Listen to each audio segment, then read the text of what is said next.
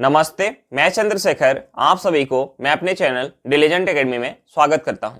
हम लोग बिहार एसएससी के लिए एक मैथ का सीरीज स्टार्ट किए थे, जिसमें हम लोग प्रत्येक दिन बिहार एसएससी में आए हुए मैथ का प्रीवियस ईयर क्वेश्चन और उस पर आधारित मैथ का क्वेश्चन कर रहे हैं। चलिए आज उस सीरीज में हम लोग आगे की तरफ चलते हैं। इससे पहले अगर आप मेरे चैनल पर नए हो तो चैनल को सब्सक्राइब कर ले और बेल आइकन को प्रेस करना बिल्कुल ना भूले, ताकि आपको सबसे पहले लेटेस्ट नोटिफिकेशन मिलता रहे। चलिए अब हम लोग क्वेश्चन की तरफ चलते हैं। देखिए हमारा क्वेश्चन क्या दिया हुआ है। हमारा क्वेश्चन है 16% वार्षिक दर से 3 वर्षों के लिए एक निश्चित राशि पर साधारण ब्याज 10% वार्षिक दर से 2 वर्षों के लिए 12,000 रुपया की राशि पर चक्रवृद्धि ब्याज से आधा है। साधारण ब्याज पर दी गई राशि है। हमें क्या निकालना है? साधारण ब्याज पर दी गई राशि निकालना है। तो देखिए हम सबसे पहले क्या करते हैं, 10% वार्षिक दर से 2 वर्षों के लिए 12,000 रुपया की राशि पर चक्रवृद्धि ब्याज निकाल लेते हैं। यानी हमारा यहाँ प्रिंसिपल कितना है? हमारा जो प्रिंसिपल कितना है? 12,000 रुपया। प्रिंसिपल कितना है? 12,000 रुपया है। रेट ऑफ इंटरेस्ट कितना है? रेट ऑफ इंटरेस्ट कितना है? 10% है। और समय कितना है? समय कितना है? 2 वर्ष है। तो हम 2 वर्ष का यहां सबसे पहले हम चक्रवृद्धि ब्याज निकाल लेते हैं। 2 वर्ष का हम सबसे पहले चक्रवृद्धि ब्याज निकाल लेते हैं।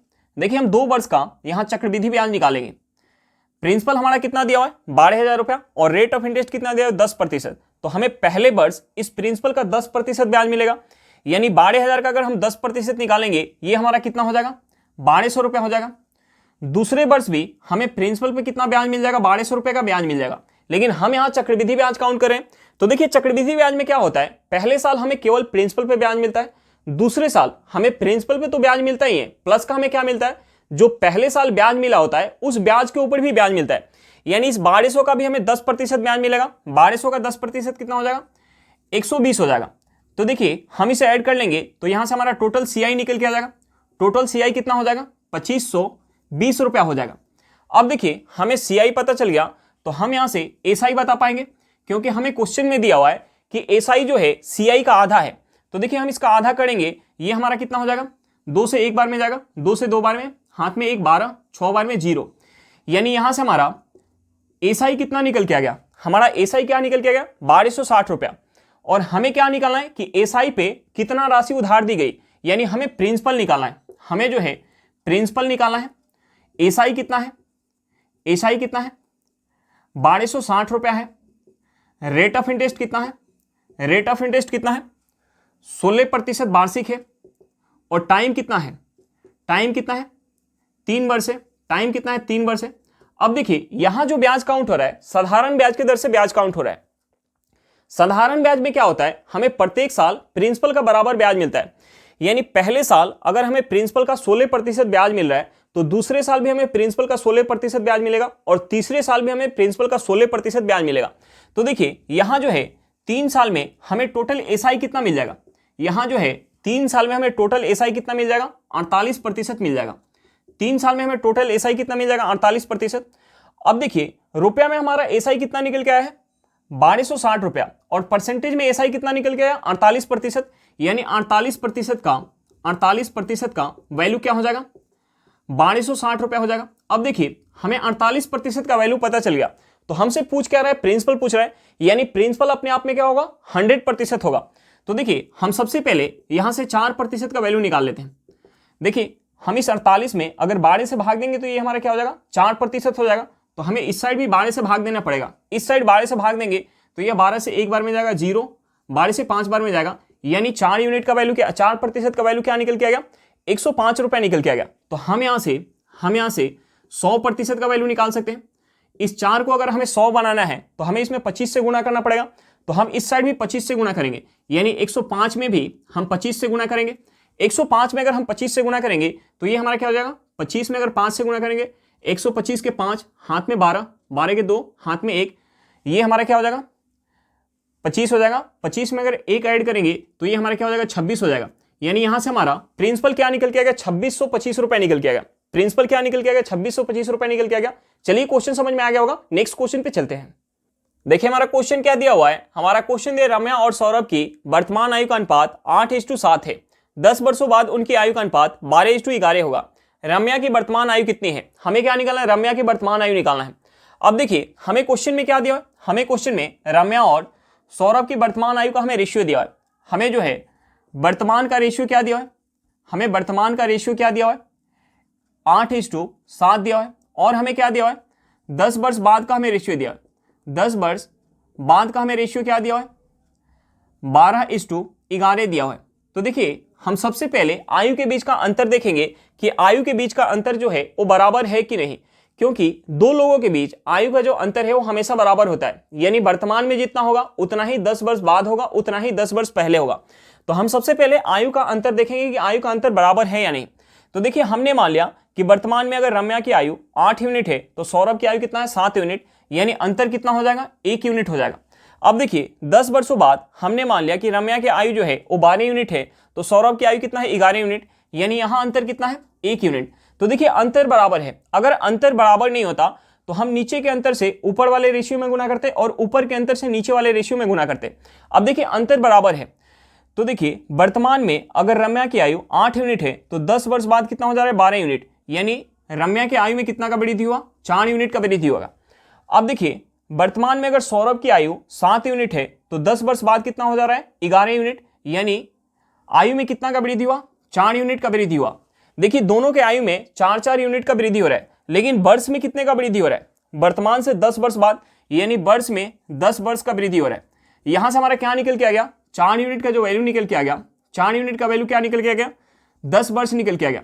तो हमसे पूछ क्या रहा है, हमसे पूछ रहा है रम्या की वर्तमान आयु, रम्या की वर्तमान आयु कितना है, 8 यूनिट। देखिए 4 यूनिट का वैल्यू कितना है, 10 वर्ष है, तो हम यहां से 8 यूनिट का वैल्यू निकाल सकते हैं। 8 यूनिट का वैल्यू कितना हो जाएगा, 20 वर्ष हो जाएगा। हमारा आंसर क्या निकल के आ गया, 20 वर्ष निकल के आ गया, यानी वर्तमान में रम्या की आयु कितना होगा, 20 वर्ष होगा। चलिए क्वेश्चन समझ में आ गया होगा, नेक्स्ट क्वेश्चन पे चलते हैं।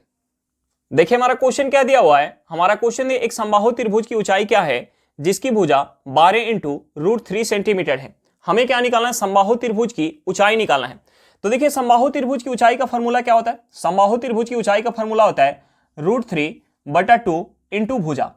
तो देखिए हमें भुजा क्या दिया हुआ है, हमें भुजा दिया 12 × √3 दिया हुआ है, तो हम यहाँ वैल्यू पुट करेंगे √3/2 × 12 × √3। देखिए हम इस 2 से 12 को काटेंगे 6 बार में जाएगा, √3 × √3 करेंगे, ये हमारा कितना हो जाएगा, 3 हो जाएगा। 3 से अगर हम 6 में गुना करेंगे ये हमारा कितना हो जाएगा, 18 हो जाएगा, यानी ऊंचाई हमारा क्या निकल के आ गया, 18 सेंटीमीटर निकल के आ गया। हमारा आंसर क्या निकल के आ गया, 18 सेंटीमीटर निकल के आ गया। चलिए क्वेश्चन समझ में आ गया होगा, नेक्स्ट क्वेश्चन पे चलते हैं। देखिए हमारा क्वेश्चन क्या दिया हुआ है, हमारा क्वेश्चन दिया एक इंजीनियरिंग छात्र को उत्तीर्ण होने के लिए 25% अंक हासिल करने होते हैं, उसे 56 अंक मिलते हैं और वह 34 अंकों से अनुत्तीर्ण हो जाता है। उस परीक्षा के अधिकतम अंक कितने होंगे। हमें क्या निकालना है, उस परीक्षा के अधिकतम अंक निकालना है। अब देखिए हमें क्वेश्चन में क्या दिया है, हमें क्वेश्चन में दिया है कि परीक्षा में पास होने के लिए न्यूनतम जो है 25% अंक जो है प्राप्त करना होगा। परीक्षा में पास होने के लिए न्यूनतम जो है 25% अंक प्राप्त करना होगा। अब देखिए हमें क्वेश्चन में आगे क्या दिया हुआ है, हमें क्वेश्चन में आगे दिया हुआ है कि एक छात्र को 56 अंक मिले, उसके बावजूद भी 34 अंकों से वह फेल हो गया। तो देखिए अगर उसे 34 अंक और मिल जाते तो वह पास हो जाता, यानी पास होने के लिए अंक में न्यूनतम अंक कितना चाहिए, 56 प्लस का 34 चाहिए। 56 प्लस का 34 करेंगे ये हमारा कितना हो जाएगा, 90 हो जाएगा। यानी पास होने के लिए परसेंटेज कितना चाहिए, 25% न्यूनतम चाहिए, और पास होने के लिए अंक न्यूनतम कितना चाहिए, 90। यानी यहां से हमारा 25% का वैल्यू क्या हो गया, 25% का वैल्यू कितना हो गया, 90 हो गया। तो हम जो है परीक्षा के अधिकतम अंक, यानी परीक्षा में अधिकतम अंक क्या होगा, अपने आप में 100%, यानी हम यहां से 100% का वैल्यू निकाल सकते हैं। 100% का वैल्यू क्या हो जाएगा, हम इस 25 में अगर 4 से गुना करेंगे तो कितना हो जाएगा, 100 हो जाएगा। तो हम इस 90 में भी 4 से गुना करेंगे, 90 में 4 से गुना करेंगे ये कितना हो जाएगा, 360। यानी परीक्षा का अधिकतम अंक कितना हो जाएगा, 360 हो जाएगा। हमारा आंसर क्या निकल के आ गया, 360 निकल के आ गया। चलिए क्वेश्चन समझ में आ गया होगा, नेक्स्ट क्वेश्चन पे चलते हैं। देखिए हमारा क्वेश्चन क्या दिया हुआ है, हमारा क्वेश्चन दिया एक वस्तु पर 30% की छूट की पेश की गई है, एक प्रोमो कोड लागू करके ग्राहक 20% नकद वापस जीतता है, उसको मिली प्रभावी छूट क्या है। हमें क्या निकालना है, ग्राहक को मिली प्रभावी छूट निकालना है। तो देखिए पहले जो है उस वस्तु पे ग्राहक को 30% का छूट मिल रहा है, पहले जो है उस वस्तु पे ग्राहक को 30% का छूट मिल रहा है। उसके बाद ग्राहक जो है एक प्रोमो कोड लागू करके 20% जो है नगद वापस जीत लेता है, यानी 20% का उसे और डिस्काउंट मिल गया। तो हमें क्या निकालना है, प्रभावी डिस्काउंट निकालना है। तो हम यहां सक्सेसिव लगा के प्रभावी डिस्काउंट निकाल सकते हैं। देखिए पहले जो है उसे 30% का डिस्काउंट मिल रहा है, उसके बाद 20% का डिस्काउंट मिल रहा है, माइनस माइनस हमारा क्या हो जाएगा, प्लस हो जाएगा।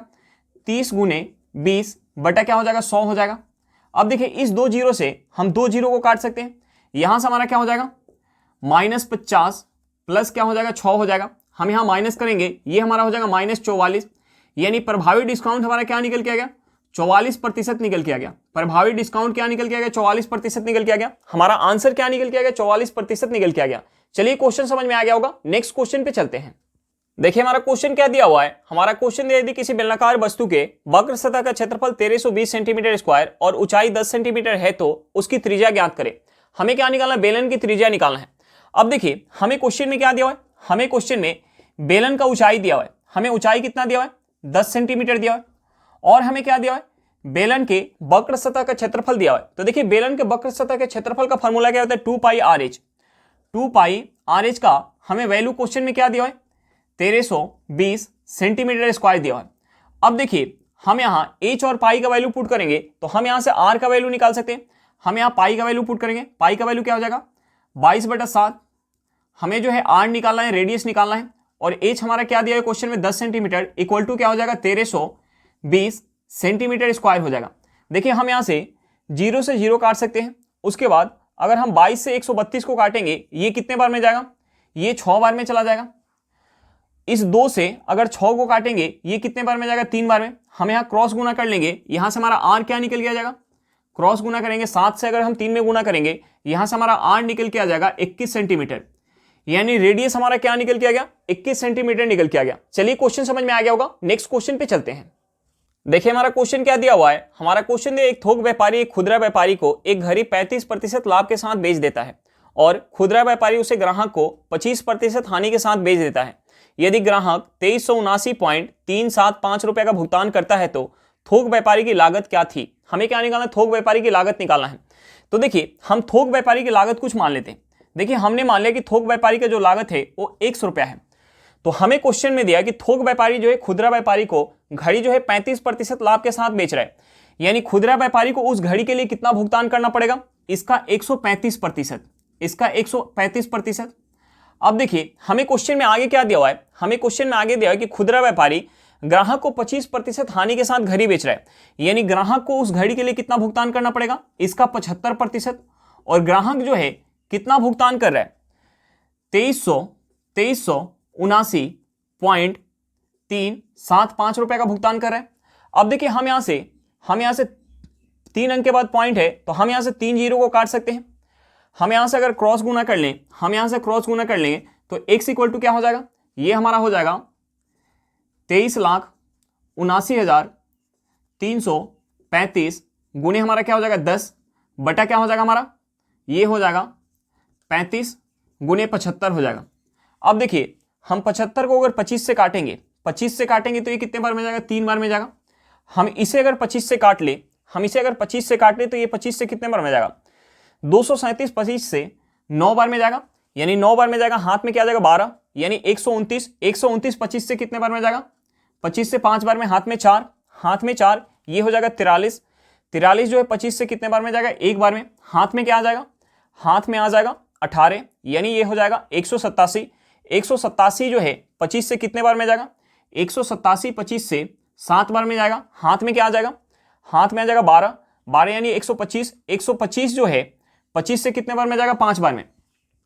अब देखिए हम इसे अगर 3 से काट ले, हम इसे अगर 3 से काट ले तो ये 3 से कितने बार में जाएगा, ये 3 से चला जाएगा 3 बार में, एक बार में, हाथ में 2, 21, 7 बार में, 2 बार में, हाथ में 1, 15 कितने बार में चला जाएगा 5 बार में।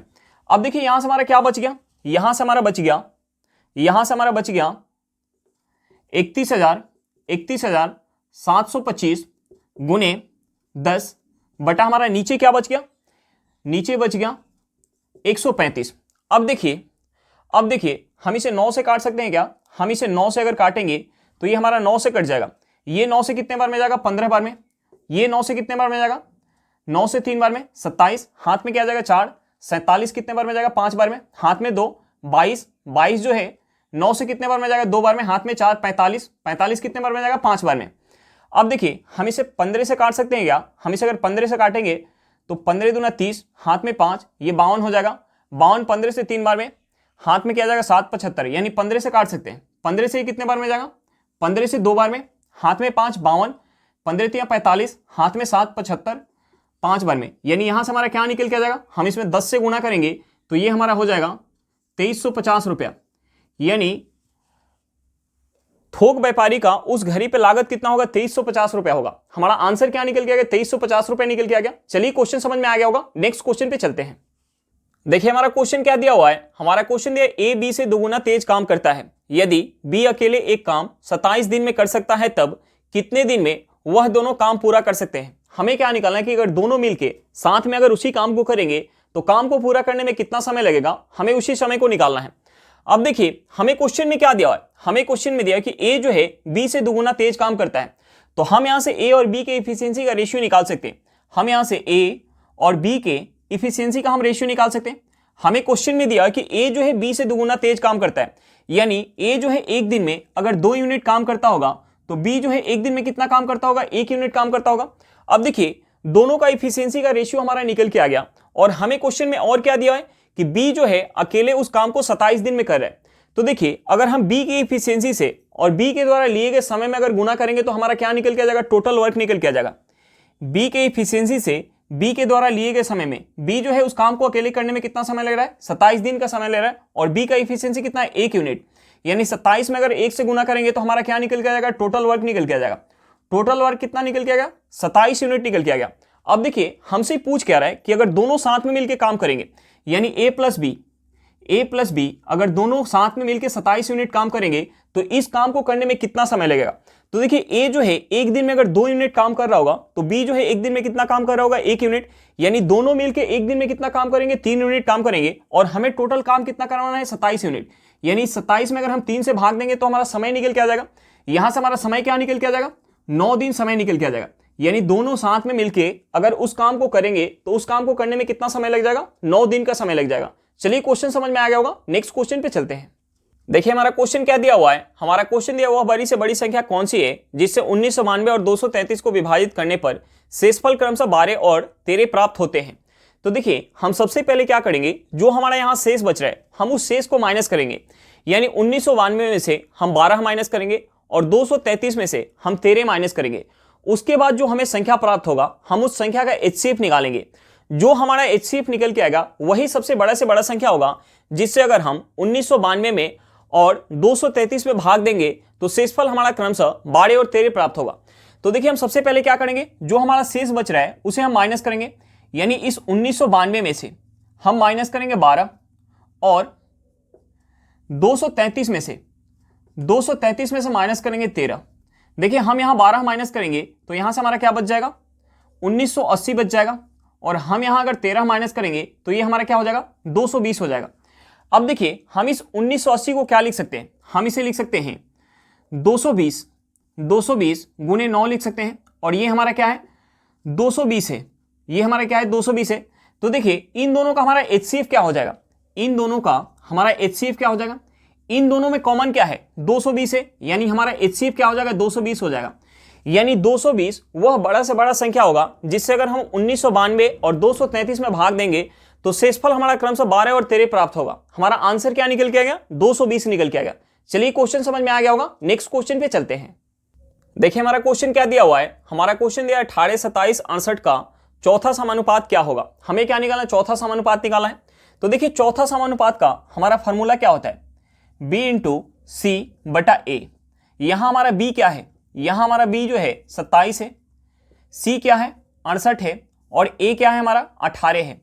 अब देखिए हम इसे अगर 9 से काट ले तो ये 9 से कितने बार में जाएगा? 2 बार में। ये 9 से कितने बार में जाएगा? 3 बार में। हम इस 2 से 68 को अगर काटेंगे तो ये कितने बार में जाएगा? 34 बार में जाएगा। हम यहाँ 34 में अगर 3 से गुना करेंगे तो ये हमारा क्या हो जाएगा? 12, 9 1 क्या हो जाएगा? 10 हो जाएगा। यानी हमारा जो है चौथा समानुपात क्या निकल के आ गया? 102 निकल के आ गया। हमारा आंसर क्या निकल के आ गया? 102 निकल के आ गया। चलिए क्वेश्चन समझ में आ गया होगा। आज के लिए इतना ही, फिर मिलते हैं नेक्स्ट क्लास में। अगर क्लास अच्छा लगे तो क्लास को लाइक करिएगा। अगर आप मेरे चैनल पर नए हो तो चैनल को सब्सक्राइब करिएगा और क्लास को अपने दोस्तों के साथ शेयर करना बिल्कुल मत भूलिएगा। चलिए बाय बाय।